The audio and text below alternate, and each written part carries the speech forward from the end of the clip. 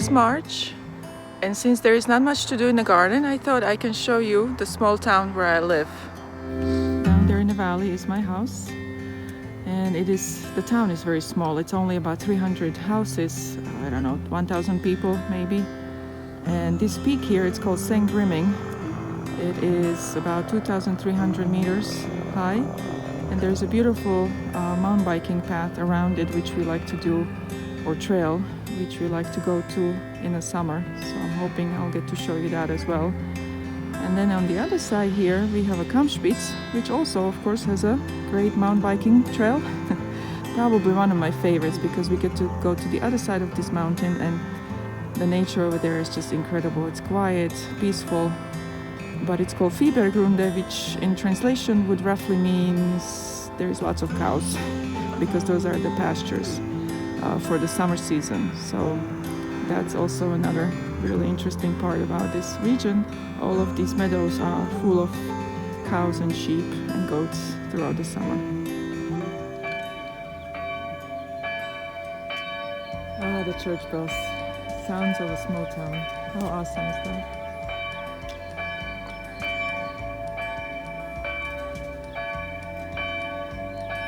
The snowflakes are absolutely gorgeous today. It's early spring. Not much to do in the garden, everything's still frozen, but we can always go ski.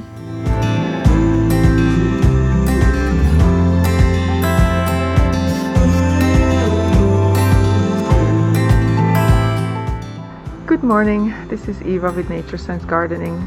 It is March, and my garden is slowly starting to wake up after the winter. Because I live in a cold region, things are coming very slowly. So here's my garden in March. Beginning, I made this pallet, I made this walkway out of old pallets, and at the entrance I have a lilac, and it's starting to push buds. And I made this out of old pallets. When they delivered wood for our house, we utilized all the pallets, and I put them in here. It is a little slippery when wet, so walk carefully. And here are my tulips. They're still very small, but they're popping up all over, which makes me very happy. They're planted everywhere here. In the back I have Dicentra right here with some new growth. Makes me very happy too. Over here they call it Hängende Herz, which is in German. I'm probably not pronouncing it right, but and this is the view from here.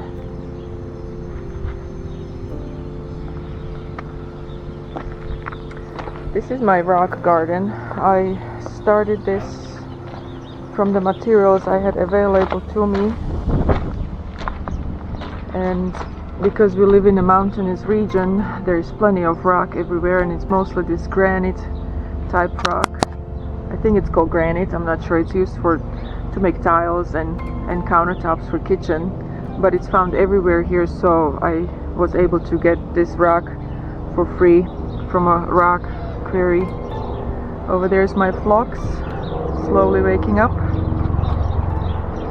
and then here I have some rock plants. This is my lemon thyme, which needs to be trimmed back. It's way too big, it's overgrown, and I'm having difficulties with this one because I'm not sure why it doesn't smell like lemon anymore. And I try to smell, I'm not sure what happened. And here's my buddy. He always comes right through the middle. Yeah, never mind, bunch of plants everywhere, but hey, it's okay. Lakota, you know you're standing on my flower bed over here, right? You know you're not allowed to be here, okay? So, I know.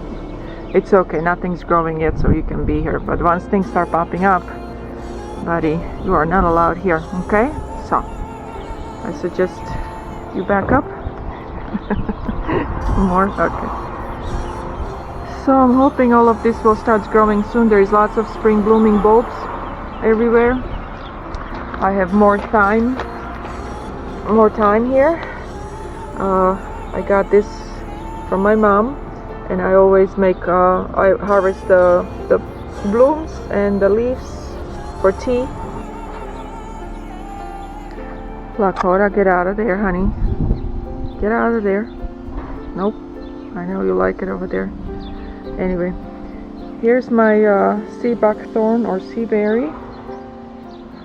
I purchased this as a small bare root shrub, only about 30 centimeters long. I bought 2 of them hoping that I'll have berries in a few years. Unfortunately, I have not been successful.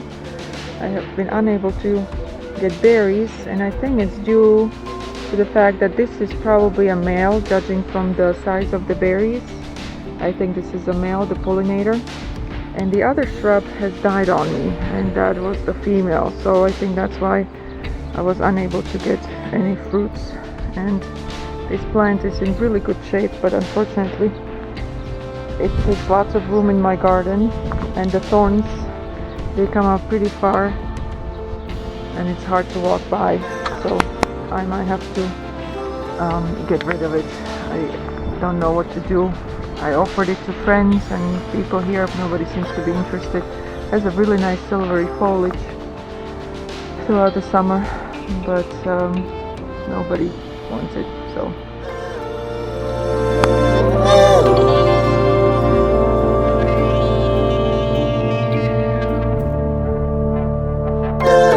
Here's my garden helper. He always comes when I'm out here. He wants to help me. Lakota, come here. Come here. Yeah. You know which way to go. Right through the strawberries. That's right. Yes, you're standing on my strawberry patch, buddy.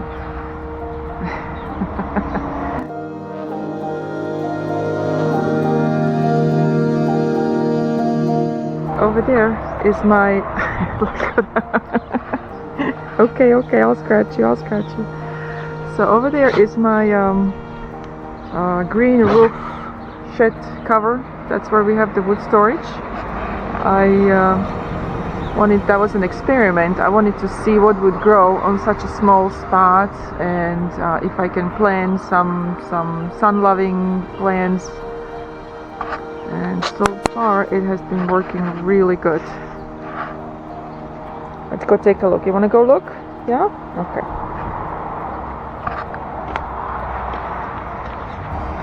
Oh, is that how you go? You go through the garden and I have to use the walkways, huh? Okay. Lots of ground covers. Some thyme. All of these plants just thrive here because in the summer they get plenty of moisture.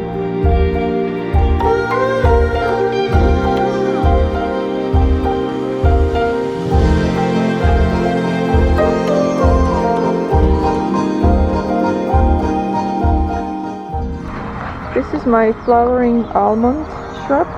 It has buds all over. It has the tiny small pink flowers in the springtime. It's one of the first things that blooms. I'm very happy with this one. This is my gooseberry shrub that needs trimming. I've left it unattended for a few years just to get some growth, and I want to make a video how to prune a gooseberry fruit shrub. And then here I have Yosta berry, or Yosta. Unfortunately, I haven't seen the berries yet. It just has lots of buds, but no fruit yet. It's only about 3 years old, so I'm hoping that maybe soon, maybe even this season, I'll have some berries. And when I walk through here, a climbing rose, slowly starting to grow, pushing some new growth because it's been so warm.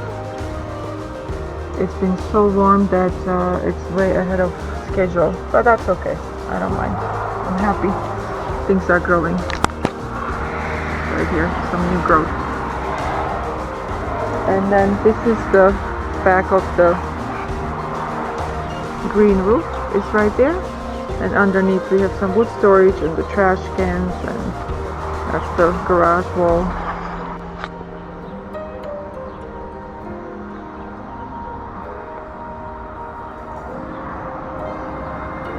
The snowdrops are so pretty. They're blooming right now. So nice. And here, this shrub right here is aronia. It's dark berries, very healthy. Great for teas, or the berries can be dried and just eaten throughout the winter. And then next to it, right here, I have a butterfly or buddleia shrub. Just leftover wood from the house build. When we built the house, this was some tiny pieces that were left over, so I thought I'll create a insect, they call it insecten hotel here, just a spot for insects to hide. And then here are my raspberries. I probably have them too thick. I might have to thin out few because this is way too much. They will not have enough light when they're this close together, so I will have to prune these, thin them out a little bit. And here I have another green roof that is hiding our well for the rainwater. We collect our rainwater from the roof.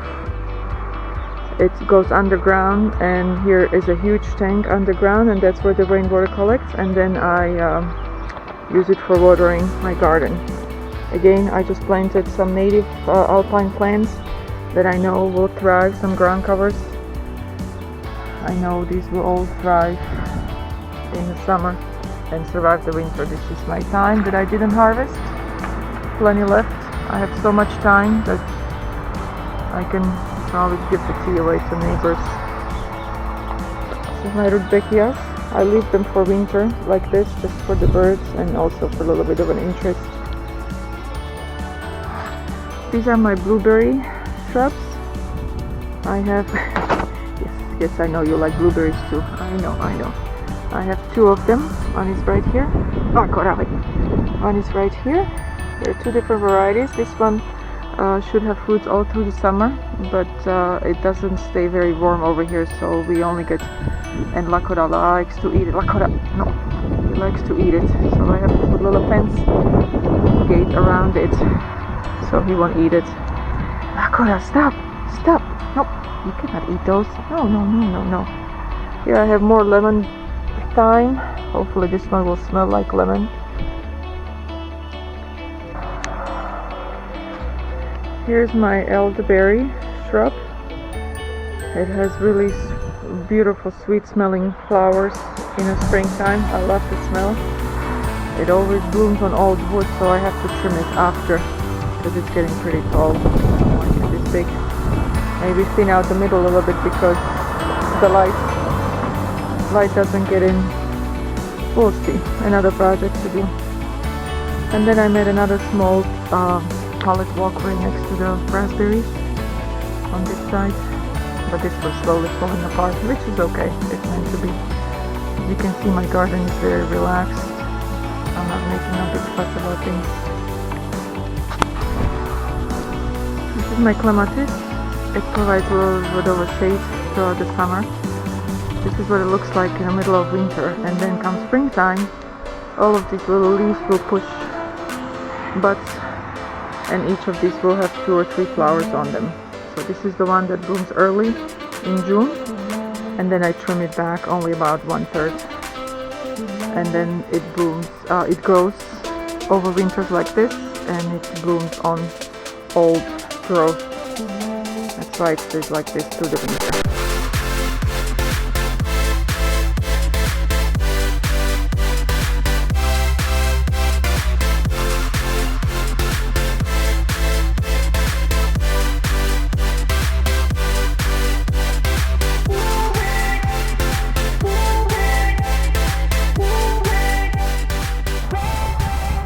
Here is Verbena bonarensis. This is what it looks like in winter. I leave it like this just for a little bit of winter interest and for the birds too. It's time to trim it back springtime so it can push new growth through. This is my winter sowing project. Nothing's happening yet. We'll see how far we get. It's still pretty cold, so I'm hoping it's just early.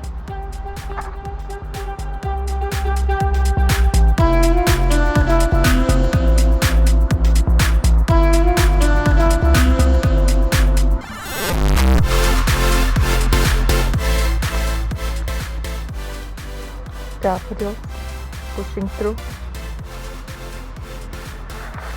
And first crocus.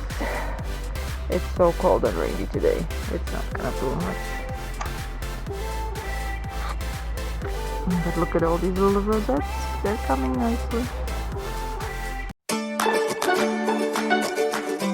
March is still very cold here in Zone 5 in Europe, but we get many sunny days and I get to start the spring garden cleanup, which involves mostly pruning and also cleaning out the small rocks they use here on the roads in winter.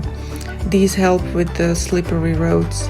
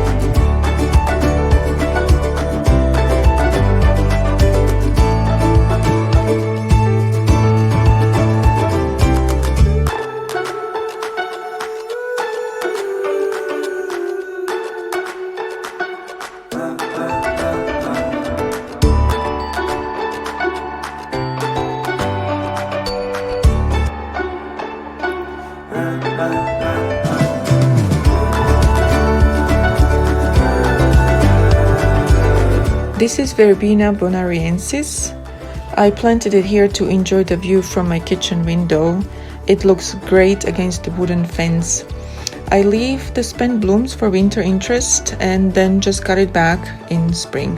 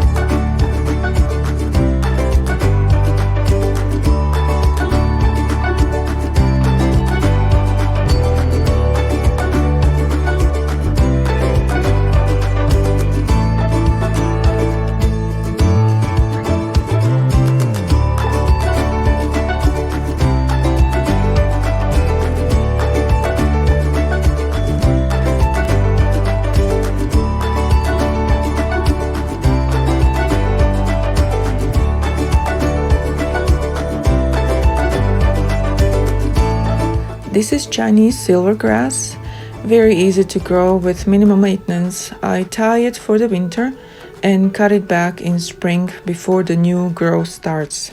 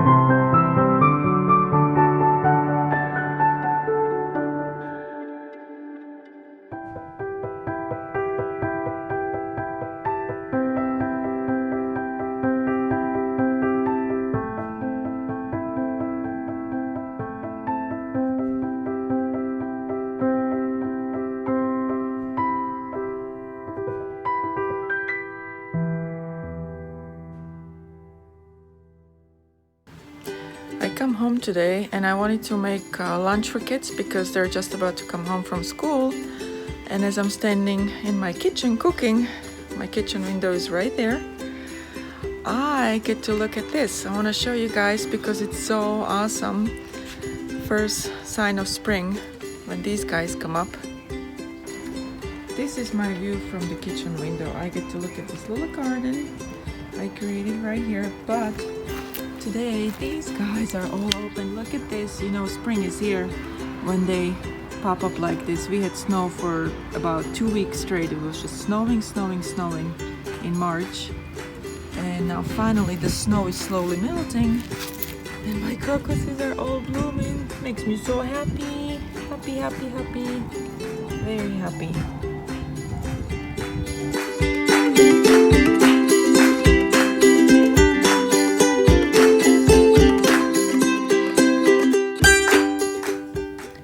How about this? When somebody said miniature daffodils, I honestly didn't think they could be this tiny. I mean, these guys are like shorter than my finger. Amazing. Adorable. And this is the view of the garden and our patio. Still winter here, but the sun is coming out. Still a little bit of snow left on the mountains, but slowly melting away and the warm temperatures are coming.